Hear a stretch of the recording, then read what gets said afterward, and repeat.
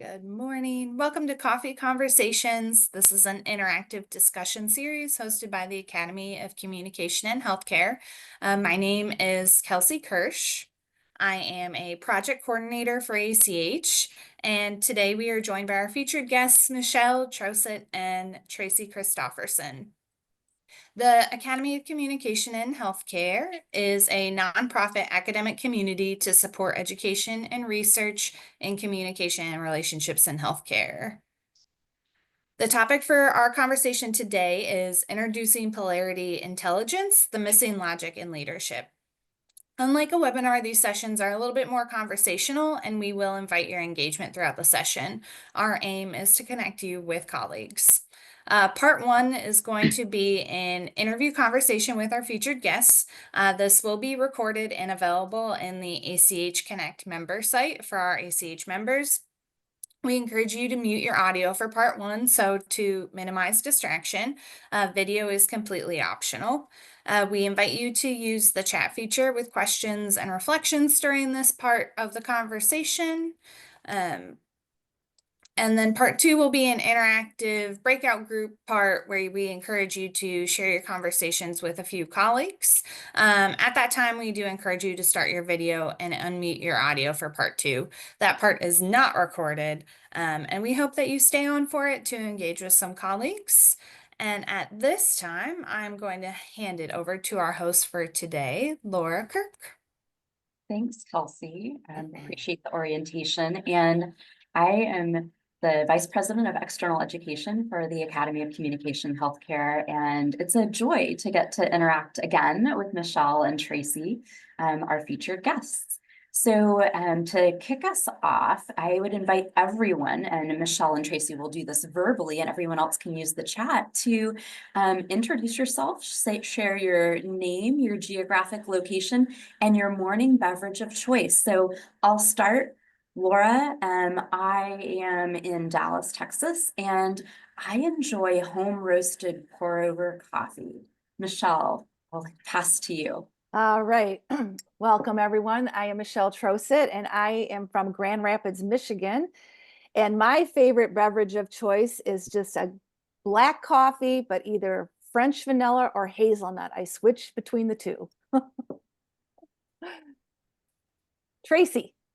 All right. Hi, everybody. I'm Tracy Christopherson. I am calling in from Boyne City, Michigan.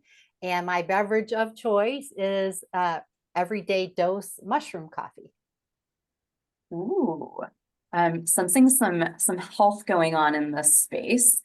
And so Michelle and Tracy, you are experts in coaching, in leadership, and you have backgrounds in healthcare. So I know that we have a lot to talk about. And in our prep call, we realized we could fill far more than a coffee conversation with your expertise and some ways that we can learn from polarities and missing logic.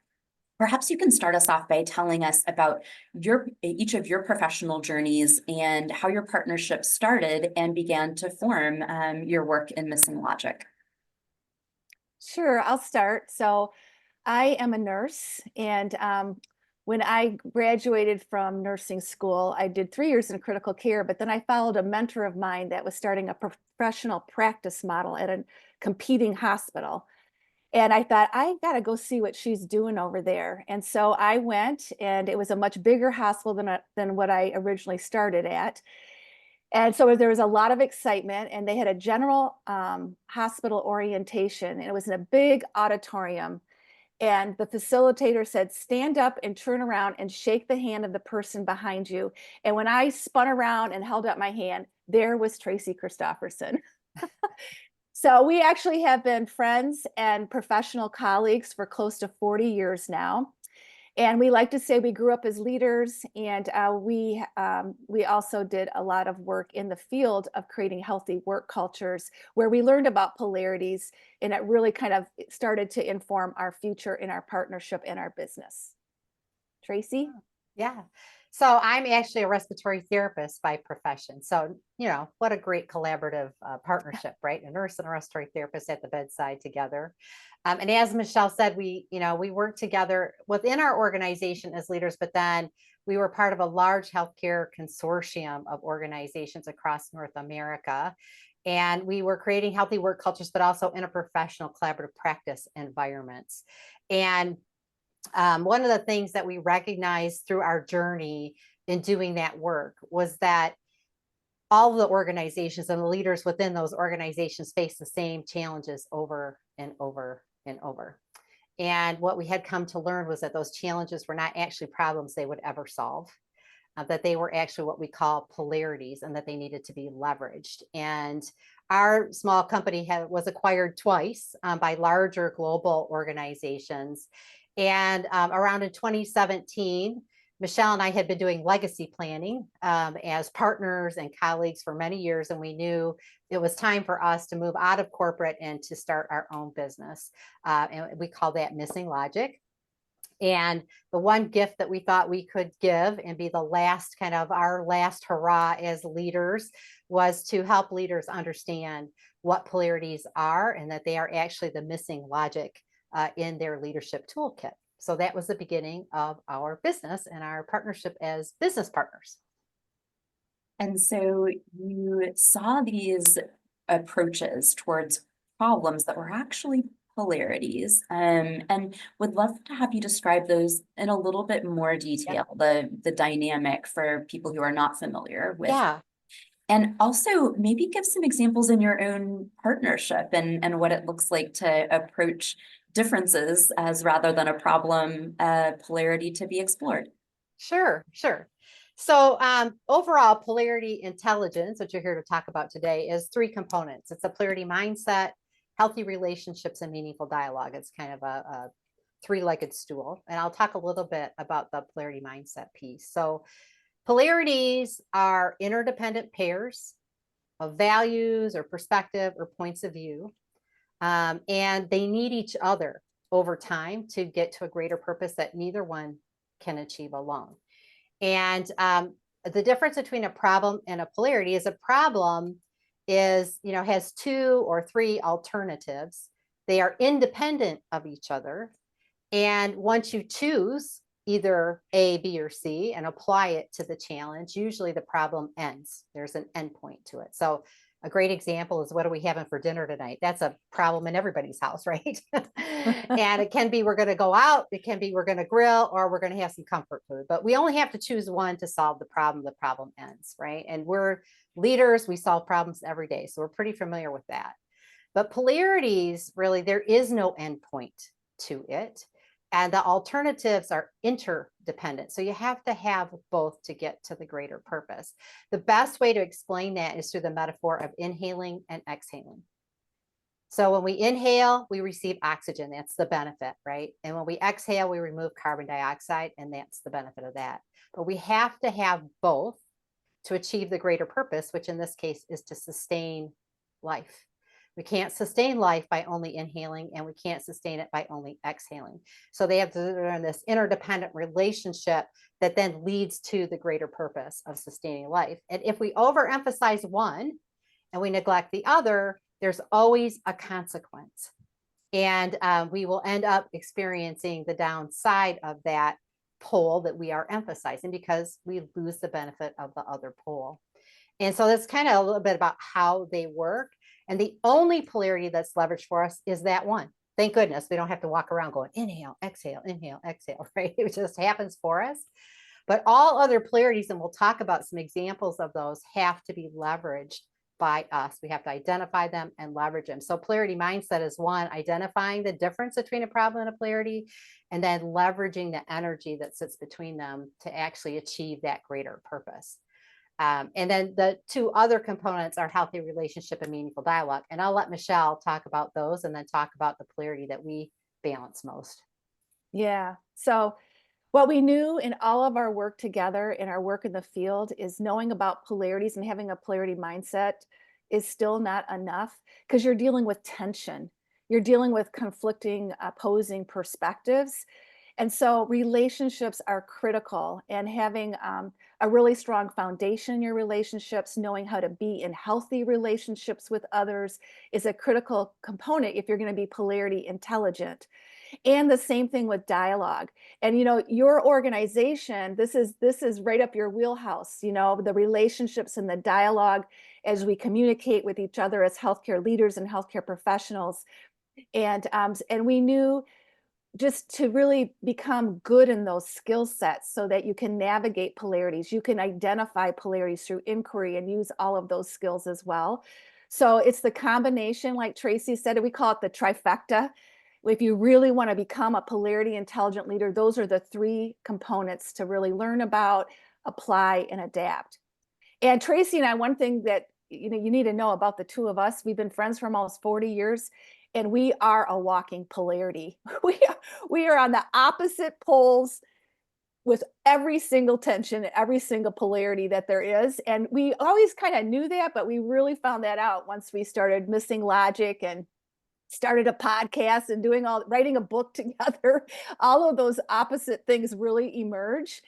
And but it's a gift, and we realize there's a reason we are opposites. There's a reason I have a preference pole different than hers. So probably a major one that we deal with on a daily basis is the polarity of productivity and relationships. And Tracy's a master at systems, productivity, details, and I prefer the relationship pole. Get me in a room like this and let's start talking. I don't need all the structure to feel comfortable. But that's a very important polarity, and you need both. And so what we learned is we can't be the extremes. We have to meet in the middle, and we have to really appreciate the other person's preference pole. So that's probably the main one that comes to my mind about us and our partnership. Mm. And it makes sense that if you can leverage these differences, what a powerful partnership, because you're going to see Yes. different perspectives on the same situation. So it's the choice or the problem of, what do I drink for breakfast, tea, coffee, or a mushroom beverage, versus what do we need right now, relationship, organization, and productivity, or both. And I love those examples. And of course, it would be the respiratory therapist who brings up the inhale, exhale polarity that drives life.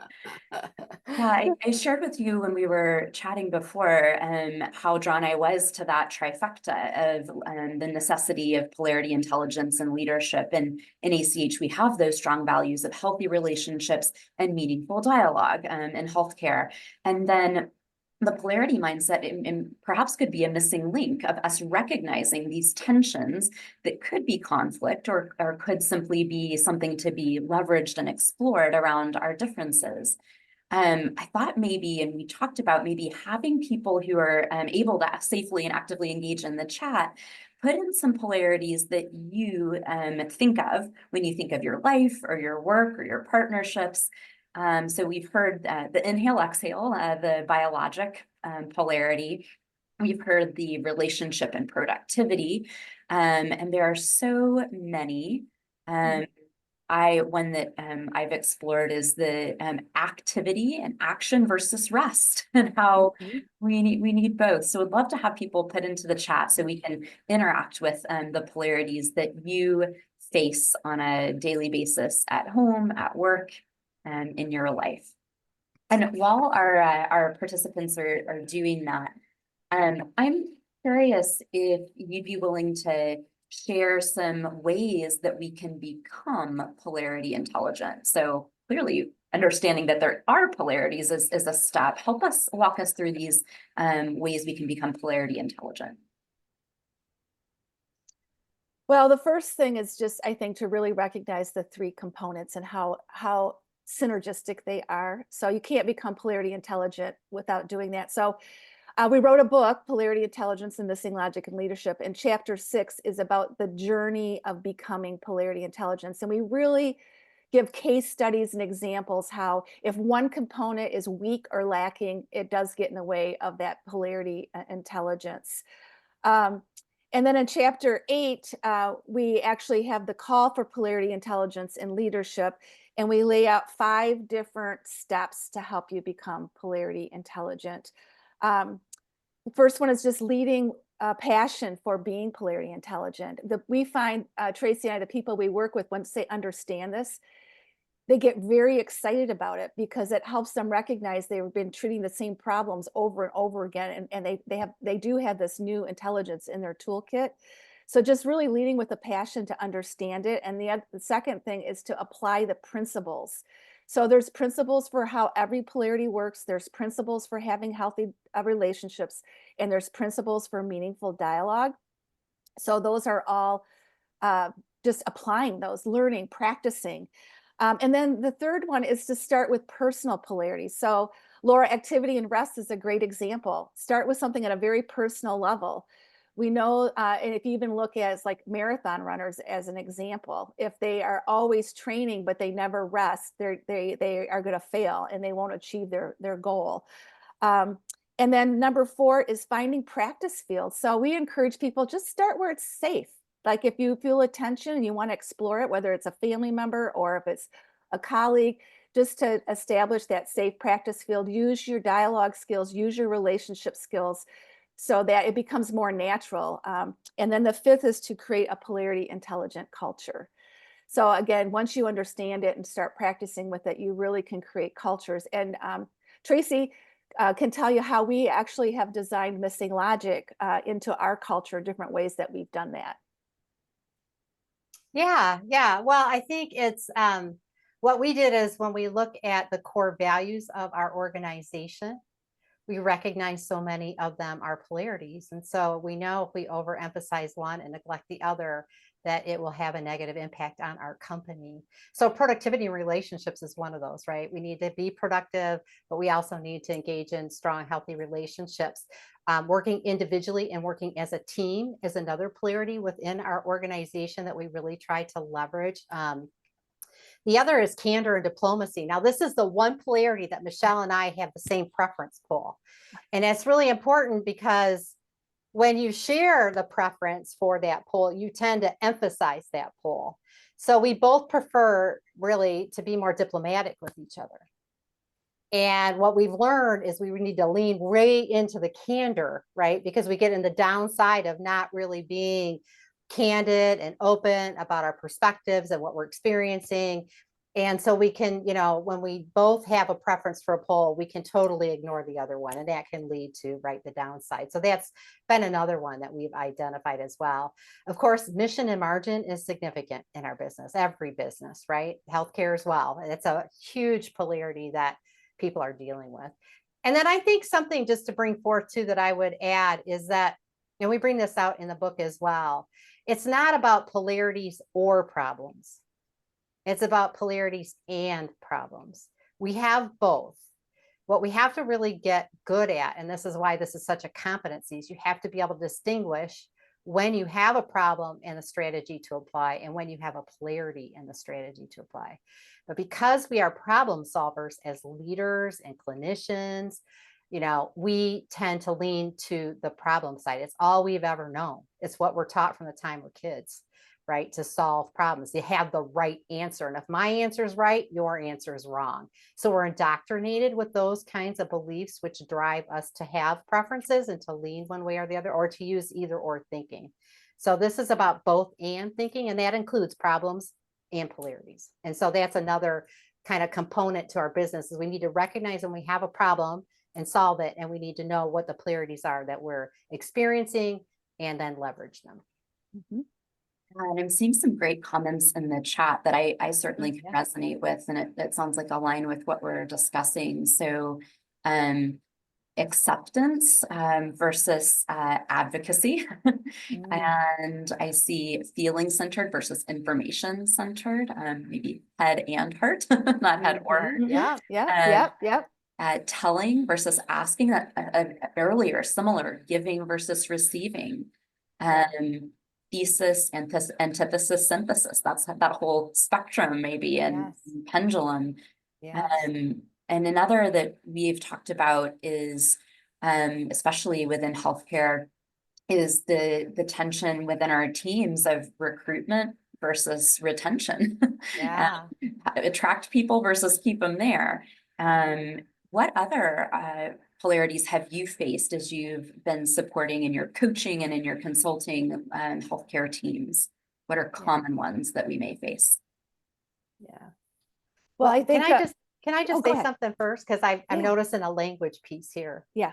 So because we tend to be either or thinkers, we use the word versus. Ah. So we have to always pay attention to the language that we're using. And it was in the chat and the comments, right? And it's natural, but it's Yeah. about and. It's not versus. Versus is either this or that, right? They're in competition against each other. But in the polarity language, we always want to be using and. So inquiry and advocacy, telling and asking. Because in a polarity, both are equally important. One's not more important than the other. And versus tends to put them in competition to each other and perpetuate that either or. So I just wanted to bring that forth because that's something that people naturally do. And I think it's a helpful hint when it comes to being polarity intelligent. Well, So and Michelle, Tracy, this is a group of intentional communicators, and so we're grateful that you would call our attention. that's good. That's good. I'm not calling you out. Yeah, words matter. Call us in. Help us lean into the both and. Yeah. And Michelle, if you want to go ahead and share a few. Yeah. I think because we work with leaders and all of you are leaders, some of the leadership polarities that are very common and need to be understood is directive decision making and shared decision making. And there are times when you need both of them. And it's just like any other polarity, it's dynamic. So when Tracy and I say balance, we're always talking about the dynamic balance. And you have to know when you go too far. If you start going too far into directive decision making, what are your early warning signs that you're hanging out in that pole a little bit too much before you come back and you get shared decision making, you get input from the people closest to the work or whatever situation it is. So that's a very common polarity. And even leading and managing is a polarity as an example. You need both. They are not exactly the same thing. So understanding that is really helpful. And then even hierarchy and partnership, it's kind of related to the directive participative decision making, but every organization has some hierarchy in it, which is critical because you need some. There's a lot of positives about having order. And then also partnership. How are you touching everybody in the organization and what does that look like? And so what do your infrastructures need to look like to support that polarity? So from a leadership, that's one. And then I'll let Tracy share a couple other types and examples. Well, I think you covered most of them.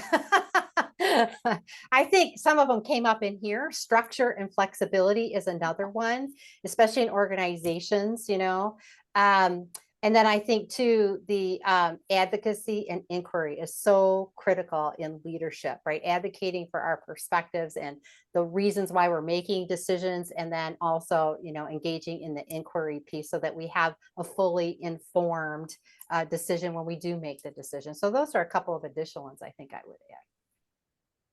Thank you. Those are great examples, and I think you're getting all of our gears turning. I know I have some thoughts about, I've seen a red flag there recently. I think I need to explore the other end of the spectrum and bring some balance or new perspective. So as far as a way that you think that we can begin to see those red flags, powerful indicator. You mentioned that you're starting to see not just the benefits, but the downsides of one of the poles. Help us think through how we attend to that, and what does the red flag look like? What does it feel like? What advice can you give us about recognizing those? Yeah, so polarities usually show up in a few different ways. I'll give you 3 different ways. They show up as conflict because we have 2 opposing perspectives, points of view, or values, or they appear to be opposing or contradictory each other. So conflict is one way it shows up. So when you're experiencing conflict, you might want to stop and pull back and say, are these 2 components interdependent? Is there a point where I need both, right? Then that tells you have a polarity. Not all conflicts are polarities, right? They have to have an interdependent relationship. The other is resistance. So that's another way to kind of know when you're experiencing a lot of resistance, then people are coming from a place of fear. They're coming from a place that they are going to lose the benefit of the pole they prefer. So Michelle, if she's all about relationships and I'm pushing, right, productivity, then she has a fear that the relationships will have to be minimized in order to achieve the productivity. So she may be resistant to what I am suggesting because she highly values the pole of relationship, right? And so when I experience that resistance, it's a way to say I may be overemphasizing my pole and not giving enough attention to the other pole, right? And then those reoccurring problems that show up over and over and over, and you get out the haven't we done this before file, right? Didn't we just address this last year? I thought we figured this out. Why is this back on the agenda? That's another example of a polarity. And when you have overemphasis, usually we like to use the empathy map to kind of be an indicator when you're experiencing a negative consequence. So what am I hearing from other people? What am I saying to myself? What might I be thinking? What might I be feeling, right? So usually, right, we get anxious, or we might feel overwhelmed, or we might feel like we're withdrawing. It just depends on what the polarity is. But when we map it out, people map out, how will I know when I'm experiencing the downside? And then we have them use the empathy map to think through, because usually we want the early indicator, not the lagging data indicator. We want the early indicator, and the early indicator is usually what people are saying to each other, maybe conversations outside of the meetings. You know, I might be thinking, oh gosh, do I really have to go sit in that meeting again? Or I might be feeling some anxiety, right? Or I might feel resistant. So it's usually those things, but they are specific to the negative consequence that, right, is the overemphasis of a pole. So they're going to look different for every person. Yeah. In some regards, right? Because they're unique to you and what you experience. And then they can be unique to the team, which is the context for the polarity that you're trying to leverage. So something that's leveraged at a local level, in a unit or a department, may have a different context than something at a bigger system level or organizational level, right? Those things can look different. So there's layers to it. Michelle, I'm checking to see if there's anything you would want to add there. Well, I think this is one of the reasons we like to suggest that you look at your personal polarities first, because you can learn a lot just at a personal level. And then you can then see it, how it happens, like in organizations or so forth. But in the personal level, you do know how you feel. You know yourself. And even if you're feeling like something's off, you might be on a downside of a polarity. So it's just really helpful to think through that.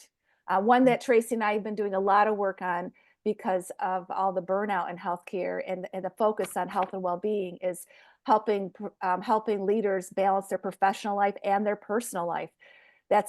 And you can learn a lot about how polarities work just by mapping out your own professional life and personal life. And when you're over focusing on work, you probably don't stop to think about it because you're so busy, or if you over focus more on your personal life as well. So that's helpful to start at a personal level. This is phenomenal learning. I can speak for myself, and I hope great fodder for conversation. So I'm appreciative of the time, Tracy and Michelle, that you and I have had before and today. And we are going to be going into breakout rooms, and both myself, Michelle, and Tracy will be joining groups.